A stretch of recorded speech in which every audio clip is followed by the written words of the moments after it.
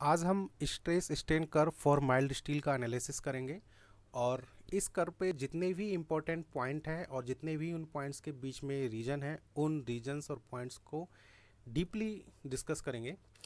अगर हम एक प्रिज्मेटिक बार लेते हैं और डिफरेंट साइज़ के प्रिज्मेटिक बार लेते हैं और उन प्रिज्मेटिक बार के कोरिस्पोंड्स में लोड अप्लाई करने के बाद में लोड डिफॉर्मेशन कर्व अगर हम ड्रॉ करते हैं तो डिफरेंट साइज ऑफ बार के लिए लोड डिफॉर्मेशन कर्व जो है वो डिफरेंट होता है।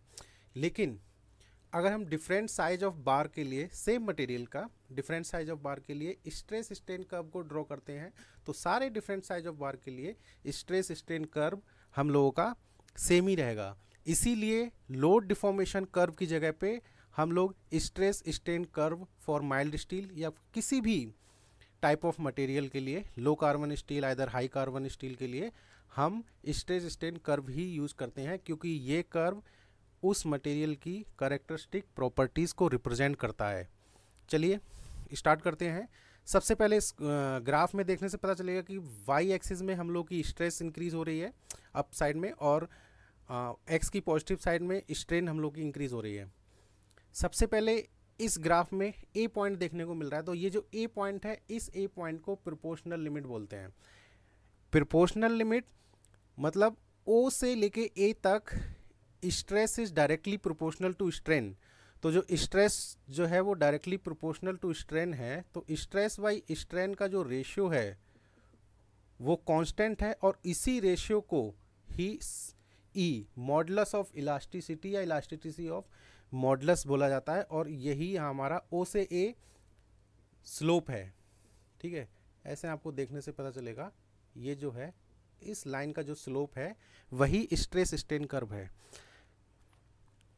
ए पॉइंट के बाद में नेक्स्ट पॉइंट आता है बी। ये बी पॉइंट रिप्रेजेंट करता है इलास्टिक लिमिट को, लेकिन ए से बी तक, ओ से ए तक स्ट्रेट लाइन है। ये कर्व हम लोग का स्ट्रेट लाइन है, लेकिन ए से बी तक स्ट्रेट लाइन नहीं हो सकता है, वो नहीं है, क्योंकि इस रीजन में आने के बाद में जो है वो स्ट्रेस के कंपैरिजन में स्ट्रेन जो है वो जल्दी जल्दी बढ़ती हैं। लेकिन चूंकि ये पॉइंट बी जो है वो इलास्टिक लिमिट को रिप्रेजेंट करता है, तो यहाँ तक आने के बाद में अगर मैं अनलोडिंग करता हूँ तो हमारा मटेरियल ओरिजिनल जो उसकी ज्योमेट्री है, जो उसकी शेप है, उसको रिकवर कर लेगा। इसीलिए ओ से लेके बी तक के रीजन को इलास्टिक रीजन बोला जाता है और ये बी इलास्टिक लिमिट को रिप्रेजेंट करता है।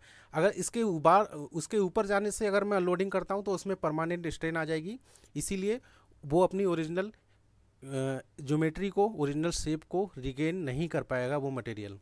बी तक आपको समझ में आ गया। अब इसके बाद में नेक्स्ट जो पॉइंट है वो है हम लोग का सी पॉइंट है, वो अपर यील्ड पॉइंट है, डी लोअर यील्ड पॉइंट है। अब अपर यील्ड पॉइंट और लोअर यील्ड पॉइंट को समझते हैं। देखिए, सी उस लोड को रिप्रेजेंट करता है जिसके कोरिस्पोंडेंस उतना लोड हमको क्या कहते हैं चाहिए है जस्ट बिफोर यील्ड स्टार्ट। तो यील्ड स्टार्ट होने से पहले जितना लोड हमको रिक्वायर्ड है उस लोड को रिप्रेजेंट करता है सी, ये अपर यील्ड पॉइंट है। और लोअर यील्ड पॉइंट डी वो उस लोड को रिप्रेजेंट करता है जितना लोड हमको रिक्वायर्ड है यील्ड को मेंटेन रखने के लिए।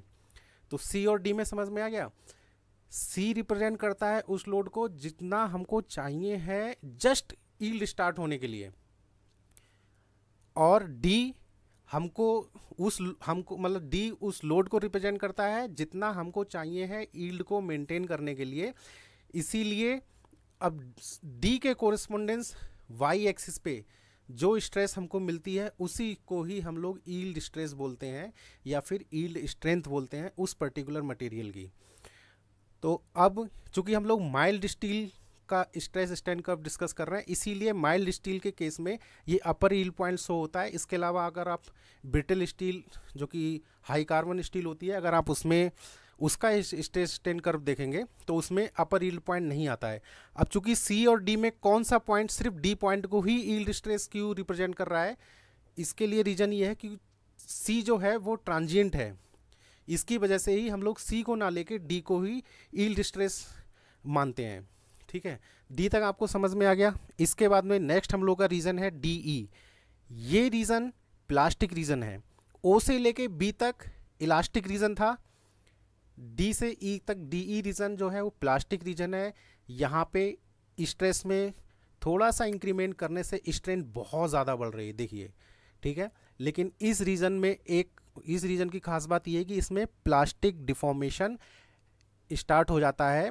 अगर मैं यहाँ आने के बाद में किसी एक पॉइंट पे अनलोडिंग करता हूँ तो वो जो मटेरियल है वो अपनी ओरिजिनल शेप को, ओरिजिनल ज्योमेट्री को रिगेन नहीं करेगा, क्योंकि उसमें एक परमानेंट डिफॉर्मेशन, प्लास्टिक इलोंगेशन उसमें आ जाता है, ठीक है। डी से ई तक आपको समझ में आ गया। अब इसके बाद में नेक्स्ट हम लोग का जो रीजन है, ये रीजन है ई एफ। इस रीजन को स्ट्रेन हार्डनिंग रीजन बोलते हैं। और जो पॉइंट एफ है, इस पॉइंट एफ को अल्टीमेट स्ट्रेस पॉइंट बोलते हैं। ये पॉइंट इस स्ट्रेस स्ट्रेन कर्व पे उस स्ट्रेस को रिप्रेजेंट करता है कि जितना लोड, मैक्सिमम लोड वो मटेरियल जो है वियर कर सकता है, उस पॉइंट को एफ, उस पॉइंट को रिप्रेजेंट करता है। तो इसीलिए इस पॉइंट को जो है हम लोग की जो भी स्ट्रेस हमको मिलेगी उसको अल्टीमेट स्ट्रेंथ बोलते हैं, ठीक है। एफ आपको समझ में आ गया। उसके बाद में नेक्स्ट हम लोग का रीजन है एफ जी रीजन। अब एफ जी रीजन को हम लोग नेकिंग रीजन बोलते हैं। नेकिंग रीजन में क्या होता है कि जो मटेरियल है, जिस मटेरियल को हम लोग टेस्ट कर रहे हैं, उस मटेरियल में अब जो है वो नेकिंग होना स्टार्ट हो जाती है। नेकिंग इन द सेंस उसमें उसकी जो डायमीटर है वो ड्रास्टिकली कम होना स्टार्ट हो जाती है, डिक्रीज होना स्टार्ट हो जाती है।